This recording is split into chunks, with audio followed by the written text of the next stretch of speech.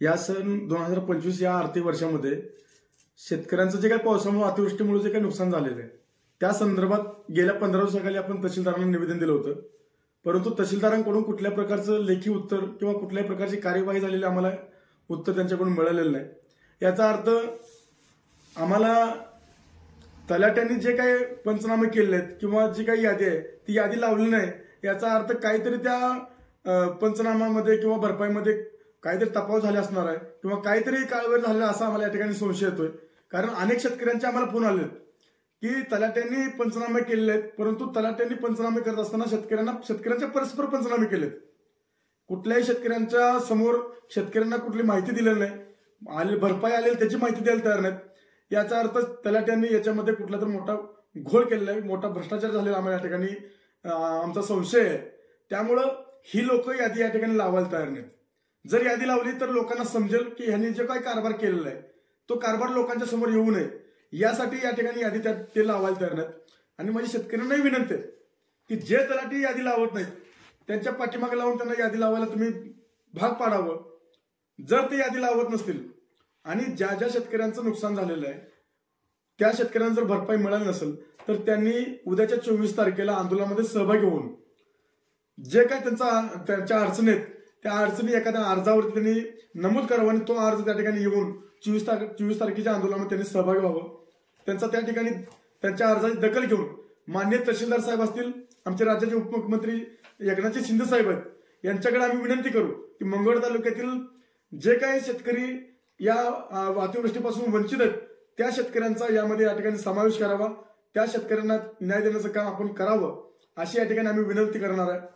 दुसरी गोष्ट, मंगळवेढा तालुक्यातील रेशन कार्डचा जो विषय आहे की अनेक वेळा गावकरी असतील, ग्रामस्थ असतील, हे रेशन कार्डसाठी तलाठी कार्यालयाला जातात, तहसील कार्यालयाला जातात, परंतु त्या ठिकाणी पुरवठा अधिकाऱ्याकडून वेळोवेळी चुकीचं उत्तर देऊन ग्रामस्थांना या ठिकाणी वेळात काढण्याचं काम या ठिकाणी केलं जातं। आज 5-5, 6-6 हेलपाटे घातले तरी शेतकऱ्यांना, ग्रामस्थांना त्या ठिकाणी रेशन कार्ड उपलब्ध होत नाही। त्यामुळे माझी तहसीलदारांना सुद्धा आम्ही अनेक वेळा विनंती केली की त्या ठिकाणी रजिस्टर तयार करण्यात यावं। आवकचं रजिस्टर ज्या पद्धतीने तयार केलेलं आहे त्या पद्धतीने आवकचं रजिस्टर झालं पाहिजे।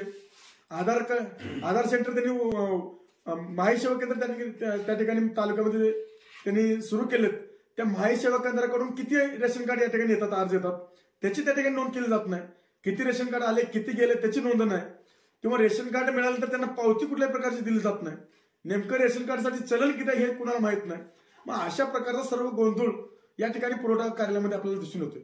बऱ्याच गोष्टी पुरवठ्या संदर्भात आहेत, परंतु आम्हाला त्या समोर आणायला लावू नयेत अशी आमची तुम्हाला विनंती आहे। जर आम्ही समोर सगळ्या गोष्टी काढल्या तर तुम्हाला पुरवठा कार्यालयामध्ये बसायला अवघड होईल अशी आपल्या माध्यमातून मी विनंती करतोय।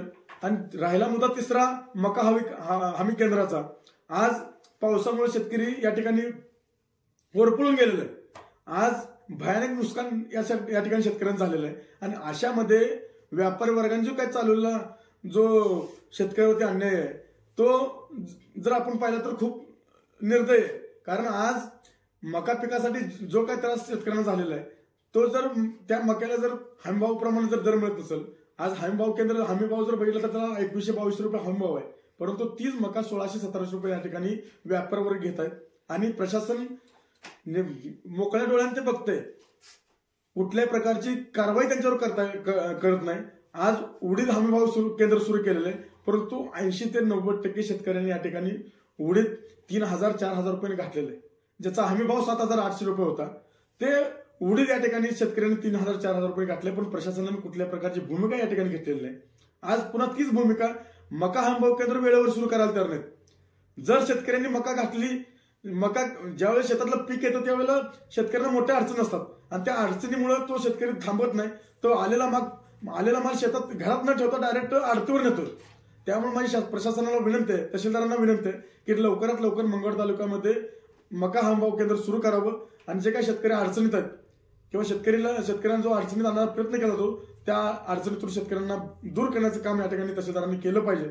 या सर्व गोष्टीचा विचार करून तहसीलदारांनी तात्काळ निर्णय घेऊन यावरती ठोस असं आम्हाला या ठिकाणी उत्तर जर नाही दिलं तर तहसीलदारांच्या विरोधात 24 तारखेला मोठं वेगळ्या स्वरूपाचं शिवसेना स्टाईल या ठिकाणी आंदोलन करणार आहे। आणि या आंदोलनामध्ये काही बरं वाईट झालं, काही नुकसान झालं तर याला संपूर्ण जबाबदारी याची तहसीलदार कार्यालयाची असेल अशी या ठिकाणी ग्वाही मी देतोय. जय हिंद, जय महाराष्ट्र. मी अमुक्षित पाटील, शेतकरी बोराळे.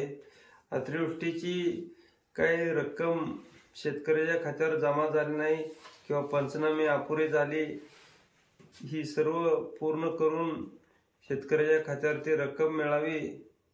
आणि दुसरी गोष्ट, मका हमीभाव केंद्र कायमस्वरूपी चालू राहावी ही शासनाला विनंती. आणि रेशन कार्ड संदर्भात ज्या ज्या तक्रारी आहे, पुरवठा विभागाने सतत रेशन कार्डासाठी लोकांना हेलपाटे न होऊ देता वेळच्या वेळी कामं करून द्यावी.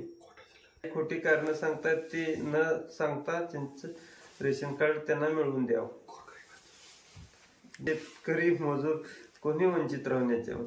मी विठ्ठल देवण चौगुले, राष्ट्रवादी काँग्रेस शरद पवार गटाचा तालुका सरचिटणीस बोलतोय.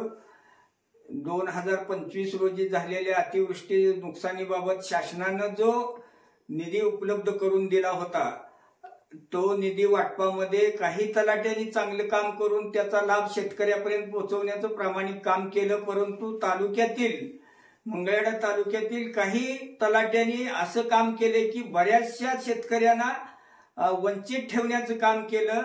त्यावरती शासन काय निर्णय घेणार, तलाट्यावरती कारवाई करणार की यांना पुन्हा त्या यादीमध्ये समाविष्ट करून त्यांना त्याचा लाभ देणार, या बाबतीत शिंदे गटाचे जिल्हा प्रमुख राजकुमार स्वामी यांनी त्यांना सोमवारी आंदोलनाचं निवेदन दिलेलं आहे. त्या बाबतीतही त्यांनी कुठलीही आम्हाला लेखी पत्र किंवा कुठल्याही पद्धतीचा आम्हाला यापर्यंत कारवाई करण्यात आली असं काही कळवलेलं नसून आम्ही आमच्या आंदोलनावरती सोमवारी ठाम आहे. मग रेशन कार्ड संदर्भात कुठली आपली तक्रार आहे का? रेशन कार्डाच्या संदर्भामध्ये वारंवार लोक रेशन कार्ड काढण्यासाठी हेलपाटे घालत असले तरी तिथले जे पुरवठा अधिकारी आहेत, मला वाटतं त्यांचं नाव ती मॅडम आहे, त्या मॅडम कडून कुठल्याही लोकांना प्रतिसाद मिळत नसून सारखे हेलपाटे घालायला लावून कुठल्याही प्रकारचं एकही रेशन कार्ड देण्याचं काम आतापर्यंत तालुक्यामध्ये झालं नाही.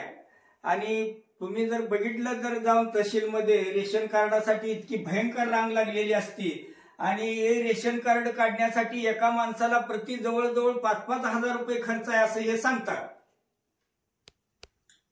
आणि या बाबतीत तहसीलदार सुद्धा कुठल्याही प्रकारची भूमिका ठाम घेत नाहीत. लोकांना न्याय या रेशन कार्डाबाबत ती देऊ शकत नाहीत, हे आमच्या निदर्शनाला आलेलं आहे. त्यामुळे तोही मुद्दा आंदोलनाच्या वेळेला आम्ही घेतलेला आहे आणि तो आम्ही तडीला नेऊ.